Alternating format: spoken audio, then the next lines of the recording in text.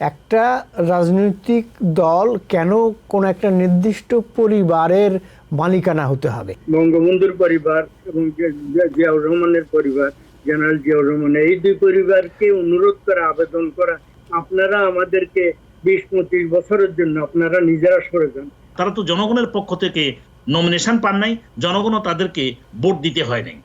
যারা নমিনেশন দিয়েছেন তারাই অনেকটা জনগণের ভোটাধিকারকে হরণ করে তাদেরকে নির্বাচিত করে এনেছেন, হয়তো আগের রাতে ব্যালট সিল মেরে অথবা জাস্ট স্রেপ কাগজের মধ্য দিয়ে ঘোষণা দিয়ে।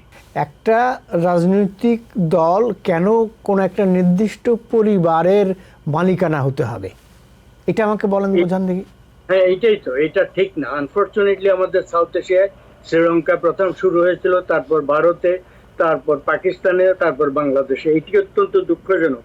আমরা কি একটা, আমি বলবো না, এটা শুনতে অত্যন্ত খারাপ লাগে, কিন্তু একটা জাতীয় ঐক্যমতের ব্যাপারে সকলকে মিলে একটা এই আওয়াজকে তোলা যায় যে এই বংশ পরম্পরায় মানে যে দুটি পরিবার, মানে বঙ্গবন্ধুর পরিবার এবং জিয়াউর রহমানের পরিবার, জেনারেল জিয়াউর রহমান, এই দুই পরিবারকে অনুরোধ করা, আবেদন করা, আপনারা আমাদেরকে 20-25 বছরের জন্য আপনারা নিজেরা সরে যান এবং একটা কনসেনসাস তৈরি হোক তাদের উপরে চাপ সৃষ্টি করার জন্য।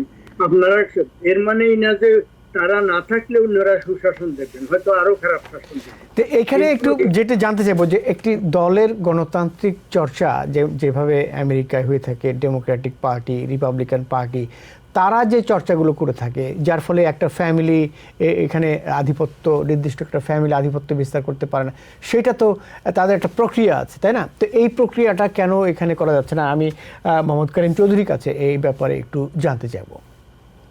শুনুন, এই যে দলের মাঝে যে সমস্ত বড় বড় দল বা ছোট দল বাংলাদেশের জাতীয় রাজনীতিতে অংশগ্রহণ করছে, তাদের নিজেদের মাঝে যদি গণতন্ত্র প্রতিষ্ঠিত হয়, দলীয় প্রার্থী মনোনয়নের ক্ষেত্রে যদি গণতন্ত্রের বিকাশ ঘটে,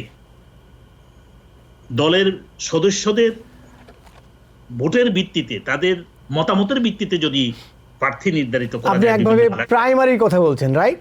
একদম প্রাইমারি কথা, যেটা হতো আমাদের দর্শকদের অনেকেই যারা বাংলাদেশে বসছেন তারা প্রাইমারি হয়তো এতটুকু বুঝবেন না, এই শব্দটা ব্যবহার না করাই ভালো দর্শকদের জন্য।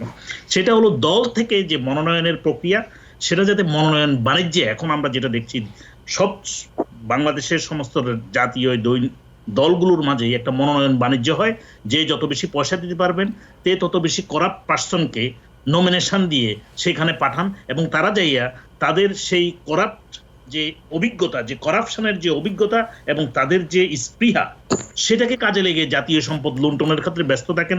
জনগণের কাছে তাদের কোনো জবাবদিহিতা নাই, কেননা তারা তো জনগণের পক্ষ থেকে নমিনেশন পান নাই, জনগণও তাদেরকে ভোট দিতে হয় নাই। যারা নমিনেশন দিয়েছেন তারাই অনেকটা জনগণের ভোটাধিকারকে হরণ করে তাদেরকে নির্বাচিত করে এনেছেন, হয়তো আগের রাতে ব্যালট সিল মেরে অথবা জাস্ট স্রেপ কাগজের মধ্য দিয়ে ঘোষণা দিয়ে।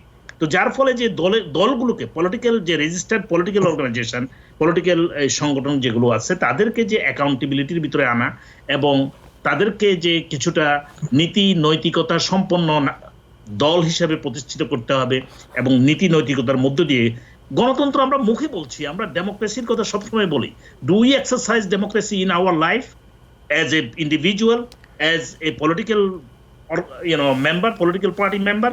তো সেই ক্ষেত্রে আমার মনে হয় দলের ভিতরে যদি গণতন্ত্রের শক্তিশালী গণতান্ত্রিক ভিত্তি হয়, প্রত্যেকটা দলে, আমি কোনো দলের নাম বলছি না, শক্তিশালী গণতান্ত্রিক ভিত্তিতে যদি দলের নেতৃত্ব নির্বাচিত হয় এবং দল থেকে যারা নির্বাচনে যাবে, বিভিন্নভাবে স্থানীয় সরকার অথবা জাতীয় সরকারের বিভিন্ন পদে যারা নির্বাচন করবে, তারা যখন নির্বাচনের প্রক্রিয়াটা দলের মধ্য দিয়ে, আপনি যেটা প্রাইমারি বললেন, সেই প্রক্রিয়ায় যদি আসে, তাহলে সঠিক নেতৃত্ব তুলে আসবে।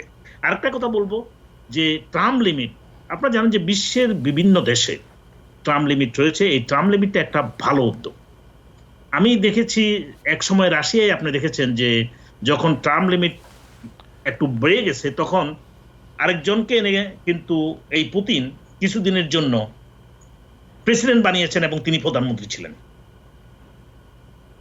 এখন এরকম যাতে না হয় যে পরিবারের আরেকজনকে দিয়ে কিছুদিন চালালাম, 2 বছর আপনি 2 টার্ম লিমিট করে দিলেন, 8 বছর আমি প্রধানমন্ত্রী ছিলাম বা এমপি ছিলাম অথবা উপজেলা চেয়ারম্যান বা জেলা পরিষদ চেয়ারম্যান ছিলাম, পরবর্তীতে আমার ভাতিজাকে দিয়ে আমি নির্বাচন করালাম, কিন্তু পিছন থেকে কল কাটিয়ে আমি সব লাড়লাম।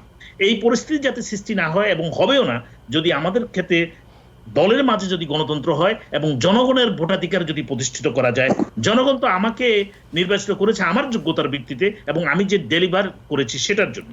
জনগণ আমার ভাতিজাকে কিন্তু নির্বাচন করবে না, ভোট দেবে না যদি আমরা জনগণের ভোটাধিকারটা করতে পারি। আর এই ক্ষেত্রে সংবিধান যে সংশোধনের কথা বলা হচ্ছে, দেখুন executive branch, judicial branch, legislative branch, এই তিনটাকে যে স্বকীয়ভাবে আপনি যদি কাজ করতে দেন এবং সততার সাথে যদি কাজ করতে দেন, তাহলে কিন্তু আমার মনে হয় অনেক সমস্যার সমাধান হয়ে যাবে।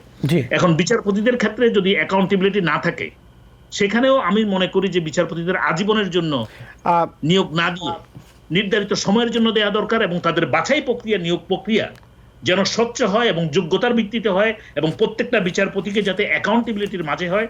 যেমন আপনারা যদি বলেন যে কোনো এই বিচার বিভাগের সুপ্রিম জুডিশিয়াল বডি যেই নামেই দেন না কেন, ওরা যাতে অ্যাকাউন্টেবিলিটির মধ্যে আসে, তাদের সম্পৃক্ততা যেন থাকে, তাহলে আর সেখানে দলবাজ করা যাবে না সুপ্রিম কোর্টে। কেননা আপনাকে তাৎক্ষণিকভাবে নৈতিক অবক্ষয়ের কারণে আপনাকে সেখান থেকে বাদ করা যাবে, বা আপনার জুডিশিয়াল ট্রান্সপারেন্সি নিশ্চিত করার, অ্যাকাউন্টেবিলিটি নিশ্চিত করার কথা আপনি বলছেন। যে